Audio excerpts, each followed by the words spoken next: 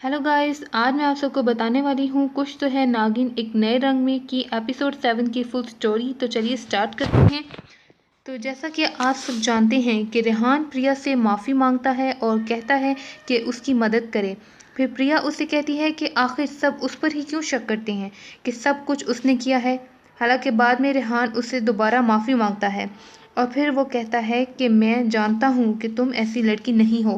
फिर प्रिया उसकी मदद करने मान जाती है और उसे कहती है कि पहले वादा लो कि तुम किसी बेकसूर का खून नहीं बहाओगे। रेहान मान जाता है। फिर रेहान प्रिया का हाथ पकड़कर उसे अपनी जादुई शक्तियों के ज़रिए अपने घर ले जाता है और फिर प्रिया को एक खूबसूरत पिंक कलर का लहंगा देता है और कहता है कि इसे डालकर आ जाओ। फिर प्रिया उसे कहती है कि उसे रोमांटिक प्रपोजल चाहिए, ना कि बोरिंग।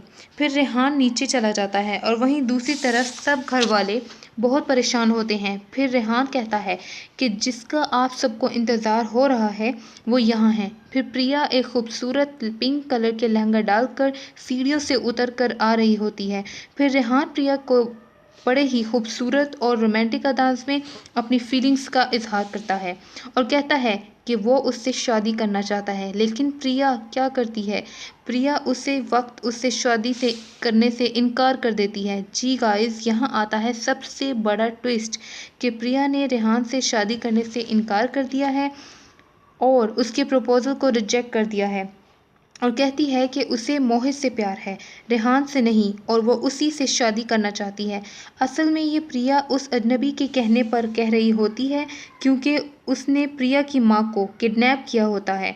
फिर प्रिया ये सब मजबूरी में करती है। रेहान को बहुत ज़्यादा गुस्सा आ जाता है। फिर वो प्रिया को वहाँ से उठाकर गोद में जंगल में ले जाता है। फिर वो वहाँ पर प्रिया को कहता है कि धोखेबाज लड़की, तुमने मुझे धोखा दिया। वहीं रेहान पर चांद की सुर्ख रोशनी पड़ जाती है जिससे वो अपने आप पर काबू खो बैठता है। उसे होश नहीं रहता और अपनी असली रूप में आ जाता है। फिर प्रिया वहाँ से भागने लगती है। इतने में वो भाग ही रही होती है कि प्रिया रेहान को के फ़ोन से किसी तरह अपनी माँ को कॉल करती है और कहती है कि उसे बहुत डर लग रहा है। प्रिया की माँ कहती है कि अपनी जान बचाकर भागो और वहीं रेहान ये सुन लेता है और कहता है कि अगर जिंदा बच गई तो तू खुद को बचा लेना। और वो प्रिया को गले से पकड़कर ऊपर ले जाता है और ज़मीन पर पत्थर पर गिरा देता है। प्रिया के सर से खून बहने लगता है। फिर प्रिया जब वहाँ से रेंगती हुई आगे बढ़ती है तो रेहान उसकी कमर पर वो निशान देख लेता है जिसको वो काफ़ी अरसे से ढूंढ रहा होता है। अब जिससे जैसे ही उसका गुस्सा और बढ़ जाता है, फिर क्या होता है कि रेहान प्रिया के पास आता है और उसे कहता है कि हुआ दर्द, क्या तुम्हें दर्द हो रहा है। फिर वो उसके कंधों को पकड़कर उसके बाजू को तोड़ देता है। फिर रेहान प्रिया को गर्दन से पकड़ लेता है और ऊपर खड़ा करता है। प्रिया दर्द से चिल्ला रही होती है। फिर वो रेहान को कहती है कि तुम सच नहीं जानते, तुम बाद में बहुत पछताओगे। फिर रेहान प्रिया को गले को ज़ोर से दबाने लग जाता है और कहता है कि मैंने सबसे ज़्यादा प्यार अपनी बहन से किया और तुमने उसी से उसका प्यार छीना। अब तुम्हारी मौत पर कौन रोएगा? इस अनाथ का कौन है जो इसके लिए रोएगा? फिर वो प्रिया के बाल अपने हाथों से पीछे करता है और फिर उसका खून पीने लग जाता है और फिर ज़ोर से चिल्लाता है और प्रिया को फेंक कर चला जाता है। और जब वो चाँद की रोशनी ख़त्म होती है तो रेहान बेहोश हो जाता है।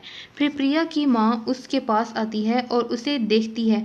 वो देखकर परेशान हो जाती है और उसे कहती है कि खुद को ठीक कर लो जादू से, जैसे तुम पहले कर लेती थी। तो प्रिया मना कर देती है और क्योंकि उसकी माँ ने उसको कसम दी थी कि वो जादुई शक्तियों का इस्तेमाल ना करे। फिर प्रिया माँ से कहती है कि आप भी तो यही चाहती थी कि मैं यहाँ से चली जाऊँ। फिर प्रिया मर जाती है। जी जनाब, प्रिया का यहाँ पे इख्तिताम हो जाता है, वो भी रेहान की वजह से।